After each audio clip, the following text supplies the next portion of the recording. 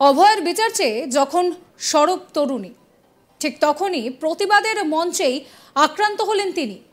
আরজি করের ডাক্তার মেয়ের সঙ্গে হওয়া চরম অন্যায়ের প্রতিবাদ চলছিল। অভয়াকে বিচার পাওয়ানোতে ব্যস্ত আন্দোলনকারীরা। ঠিক তখনই ফের কুকীর্তি। প্রতিবাদ মঞ্চে থাকা এক তরুণীকে গোপন অঙ্গ দেখালো এক যুবক। এক রবিবার সন্ধ্যায় রীতিমতন এই ঘটনায় উত্তেজনা ছড়িয়ে পড়েছে। অভিযোগ দায়ের করা হয়েছে হেয়ার স্ট্রিট থানায়। জানা গিয়েছে পুলিশ বিএনএস এর ৭৯ নম্বর ধারায় একটি মামলা দায়ের করেছে। ঘটনার পর সেখান থেকে অভিযুক্ত পালাতে সক্ষম হয়। মামলা দায়ের করে তার খোঁজে তল্লাশি শুরু করেছে পুলিশ। ঘটনার পর অভিযুক্তের একটি সিসিটিভি ফুটেজ সামনে এসেছে।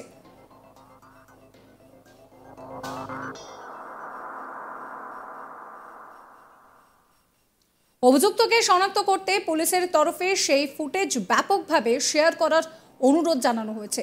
অভিযুক্তের আরও একটি পরিষ্কার ছবি পাওয়ার জন্য পুলিশের তরফে সেই সমস্ত সিসিটিভি ফুটেজগুলি খতিয়ে দেখা হচ্ছে।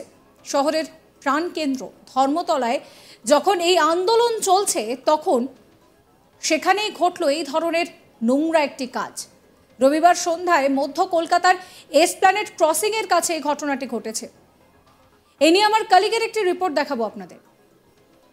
আরজি কর হাসপাতালে তরুণী চিকিৎসকের সঙ্গে নারকীয় নির্যাতন এবং হত্যাকাণ্ডের ঘটনায় যখন গোটা বিশ্ব তোলপাড়, যখন প্রায় প্রত্যেক দিন মহানগরীর তিলোত্তমা শহর গর্জে উঠছে প্রতিবাদের ঝড়ে, সেই সময় আরও দুজন মহিলার সঙ্গে এই ধরনের নির্যাতনের ঘটনা ঘটে গেল রবিবার ভর সন্ধ্যাবেলা শহর কলকাতার একেবারে কেন্দ্রস্থলে ধর্মতলা যে ক্রসিং রয়েছে সেই মোড়ের মাথাতে কিন্তু দুজন মহিলার সঙ্গে শ্লীলতাহানির অভিযোগ উঠেছে এবং অভিযোগ দায়ের হয়েছে হেয়ার স্ট্রিট থানাতে। এবং এই প্রতিবাদ কখন উঠছে, যখন এই ঘটনা কখন ঘটছে, যখন প্রতিবাদ চলছে, যখন আন্দোলন চলছে, যখন এই নারকীয় নির্যাতনের বিরুদ্ধে সুর চড়ানো হচ্ছে সেই আন্দোলন থেকে, সেই আন্দোলনের মধ্যেই ঘটে গেল এই ধরনের ঘটনা, যা নিয়ে কিন্তু নির্দার ঝড় উঠেছে। কারণ যেটা জানা যাচ্ছে, গতকালকে শহরের বিভিন্ন প্রান্ত থেকে একাধিক মিছিল কালকে ধর্মতলার উদ্দেশ্যে রওনা দিয়েছিল। তার মধ্যে একটি মিছিল কলেজ স্কয়ার থেকে যাচ্ছিল ধর্মতলা পর্যন্ত, সেটা আমরা তিলোত্তমা বলে একটি সংগঠনের তরফে সেই মিছিলে ডাক দেওয়া হয়। তারা প্রতিবাদীরা সেই মিছিলে পা মেলান। যেটা অভিযোগ, সেই মিছিল যখন ধর্মতলায় পৌঁছয়, সেই সময় সেখানে সেই মিছিলের মধ্যে প্রতিবাদীদের মধ্যে একজন তরুণীকে, সেখানে উপস্থিত একজন যুবক, সে তাকে শ্লীলতাহানি করে এবং অভিযোগ সে তার যৌনাঙ্গ প্রদর্শন করে সেই মিছিলের সামনে দাঁড়িয়ে। যে মিছিল এই ধরনের নির্যাতনের বিরুদ্ধে গলা চড়াচ্ছে, সেই মিছিলের সামনে দাঁড়িয়ে এই ধরনের অশালীন ইঙ্গিত, অশালীন ভাবে তার দিকে যে প্রদর্শন হয়েছে, তাকে শ্লীলতাহানি করা হয়েছে, এই অভিযোগ ওঠে। এবং সেই সময় তারা যেখানে উপস্থিত ছিলেন, সেই প্রতিবাদীরা, তার আন্দোলনকারীরা, তারা তৎক্ষণাৎ সেই যুবককে ধরে ফেলে এবং ধরে ফেলার পর তাকে মারধর দেওয়া হয়। এবং তারপরে সেখানে যারা উপস্থিত ছিলেন, পুলিশ কর্মীরা উপস্থিত ছিলেন, তাদেরকে ডাকা হয় এবং সেখানে উপস্থিত যারা পুলিশ কর্মী তারা সেখানে এগিয়ে আসেন। কিন্তু আন্দোলনকারীদের যেটা অভিযোগ, সেই পুলিশ কর্মীরা বলেন যে ওই ব্যক্তি মানসিকভাবে অসুস্থ, তিনি মেন্টালি ডিসব্যালেন্স বলে এবং ভবঘুরে এবং এই সমস্ত বলে তাকে ছাড়িয়ে দেওয়া হয় বলে অভিযোগ করা হচ্ছে। আন্দোলনকারীদের একাংশের অভিযোগ যে পুলিশ কর্মীরা চাইলে সে সময় তাকে গ্রেপ্তার করতে পারতেন, কিন্তু পুলিশ কর্মীরা তাকে ভবঘুরে এবং মানসিকভাবে অসুস্থ বলে তাকে ছাড়িয়ে দেন এবং সেই সুযোগ নিয়ে ভিড়ের মধ্যে হাতছাড়া হয়ে সেই যুবক পালিয়ে যান এবং তারপরে তাকে ধরা যায়নি। এরপরে কিন্তু উত্তেজিত হয়ে পড়েন প্রতিবাদীরা, আন্দোলনকারীরা ফের বিক্ষোভ শুরু করেন ধর্মতলার মোড়ে। তার থেকে ঢিলছড়া দূরত্বে রয়েছে ডিসিপি সেন্ট্রালের অফিস, ইন্দিরা মুখোপাধ্যায়ের অফিসের সামনে গিয়ে তারা বিক্ষোভ দেখান, তারা প্রতিবাদ করেন পুলিশ কর্মীদের আচরণে এবং এই ঘটনার বিরুদ্ধে দ্রুত তদন্ত এবং গ্রেপ্তারি চেয়ে তারা সেখানে বিক্ষোভ দেখাতে থাকেন। এরপরে যেটা আমরা জানতে পারছি, ডিসি সেন্ট্রাল তিনি নিজে অ্যাকশনে নামেন। তিনি এই ঘটনায় পুরো বিষয়টি শুনে লিখিত অভিযোগ দায়ের করানোর আবেদন জানান এবং তার ভিত্তিতে সেই নিগৃহীতা যে তরুণী, তিনি অভিযোগ দায়ের করেন হেয়ার স্ট্রিট থানাতে। তার লিখিত অভিযোগের ভিত্তিতে ভারতীয় ন্যায় সংহিতার ৭৯ নম্বর ধারা, সেই ধারাতে গতকালকে কেস রেজিস্টার করেছে হেয়ার স্ট্রিট থানার পুলিশ এবং সেই কেস রেজিস্টার হওয়ার সাথে সাথেই ওই ঘটনাস্থলে সিসিটিভি ফুটেজ সংগ্রহ করা হয়।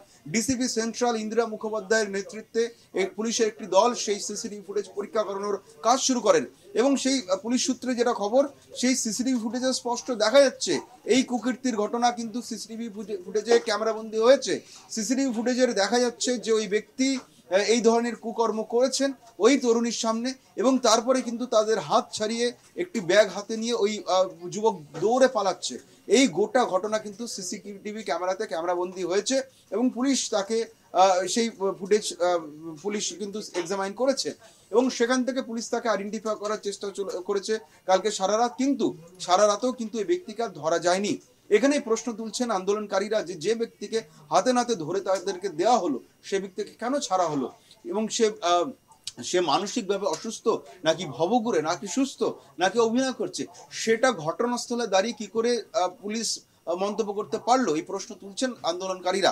কারণ তাকে গ্রেপ্তার করার পর সঠিক মেডিকেল পরীক্ষার পরেই জানা যাবে সে মানসিকভাবে অসুস্থ কিনা। যদি মানসিকভাবে অসুস্থ হয়েও থাকে সেখানেও কিন্তু আইনি বিধান রয়েছে তার সঙ্গে কিভাবে লিগালি ট্রিট করতে হবে, কিন্তু সেই আইনি পদক্ষেপ না করে তাকে প্রথমে ঘটনাস্থল থেকে কি করে পুলিশ সিদ্ধান্ত নিল যে সে মানসিকভাবে অসুস্থ এবং সে ভবঘুরে। ফলে পুলিশের ভূমিকাতে কিন্তু ফের প্রশ্ন তুলেছেন আন্দোলনকারীরা। যদিও পুলিশ তাদেরকে আশ্বস্ত করেছেন একদিনের মধ্যে এই অভিযুক্তকে তারা পাকড়াও করবেন, এবং ডিসিপি সেন্ট্রালের সেই আশ্বাসে আশ্বস্ত হয়ে আন্দোলনকারীরা তাদেরকে একদিনের সময় দিয়েছেন। আন্দোলনকারীরা আমাদেরকে জানাচ্ছেন যে একদিনের মধ্যে যদি অভিযুক্তকে না ধরা হয় সেক্ষেত্রে তারা ফের বৃহত্তর আন্দোলনে নামবেন। এই ঘটনা নিয়ে যখন নিন্দার ঝড় বইছে সেই সময় সকলকে চমকে দিয়ে কিন্তু সেই ধর্মতলাতে একই ঘটনাস্থলে আরো একটি নির্যাতনের ঘটনা ঘটে গিয়েছে, যেটা আমরা জানতে পারছি যে গতকালকে আর টলিউডের যারা কলাকুশলী রয়েছেন, যারা সেলিব্রিটি রয়েছেন, তাদের একটি মিছিল বেরিয়েছিল আর অ্যাভিনিউ পর্যন্ত। সেই মিছিল যাওয়ার কথা ছিল, সেই মিছিল যখন ধর্মতলা ক্রস করে সেই সময় ওই মিছিলেই থাকা একজন ব্যক্তি সে মদ্যপ অবস্থায় মদ্যপান করে সেই মিছিলে সে জয়েন করেছিল, সে যোগদান দিয়েছিল, সেও প্রতিবাদে সুর মিলিয়েছিল, কিন্তু সেই ব্যক্তি মদ্যপ অবস্থায় মিছিলে হাঁটার সময় ওই মিছিলে থাকাকালীন থাকা একজন প্রতিবাদী মহিলাকে সে শ্লীলতাহানি করে বলে তার বিরুদ্ধে অভিযোগ উঠেছে, এবং তার বিরুদ্ধে ব্যাড টাচের যে অভিযোগ স্পেসিফিক্যালি এই অভিযোগটা করেছেন সেই তরুণী, সেই অভিযোগ তিনি করার পরে কিন্তু ঘটনাস্থল ফের উত্তপ্ত হয়ে ওঠে, এবং ঘটনাস্থলে যারা উপস্থিত আন্দোলনকারীরা তারা কিন্তু ওই মদ্য ব্যক্তিকে সঙ্গে সঙ্গে হাতে নাতে ধরে ফেলে, এবং যখন এই নিয়ে ইতিমধ্যেই সমালোচনার ঝড় চলছে, নিন্দার ঝড় চলছে, সেই সময় ওখানে উপস্থিত কলকাতা পুলিশের যারা উপস্থিত ছিলেন, শীর্ষ স্তরের কর্তারা উপস্থিত ছিলেন, তাদের হাতে তুলে দেওয়া হয়। যদিও যারা প্রতিবাদী ছিলেন তারা কিন্তু মারধর করেননি, কারণ সেই ভিডিওতে দেখা যাচ্ছে তাকেও ধরে পুলিশের হাতে তুলে দেওয়া হয়, এবং তাকেও কিন্তু হেয়ার স্ট্রিট থানা গ্রেপ্তার করেছে কেস নাম্বার 206, এবং তাকে ভারতীয় ন্যায় সংহিতার 72 নম্বর ধারায় তার বিরুদ্ধে কেস রেজিস্টার করেছে হেয়ার স্ট্রিট থানার পুলিশ। যেটা পুলিশ সূত্রে আমরা জানতে পারছি ওই ব্যক্তির নাম তাপস পাল, তিনি টালিগঞ্জ থানা এলাকার বাসিন্দা। গতকাল তিনি মদ্যপ অবস্থাতে মিছিলে জয়েন করেছিলেন, তার মেডিকেল লিগাল পরীক্ষা হয়েছে, সেই পরীক্ষাতেও কিন্তু মদ্যপানের সাবস্ক্রাইব করবেন আজ তাক বাংলার ইউটিউব চ্যানেলকে, ফলো করবেন হোয়াটসঅ্যাপ চ্যানেলও।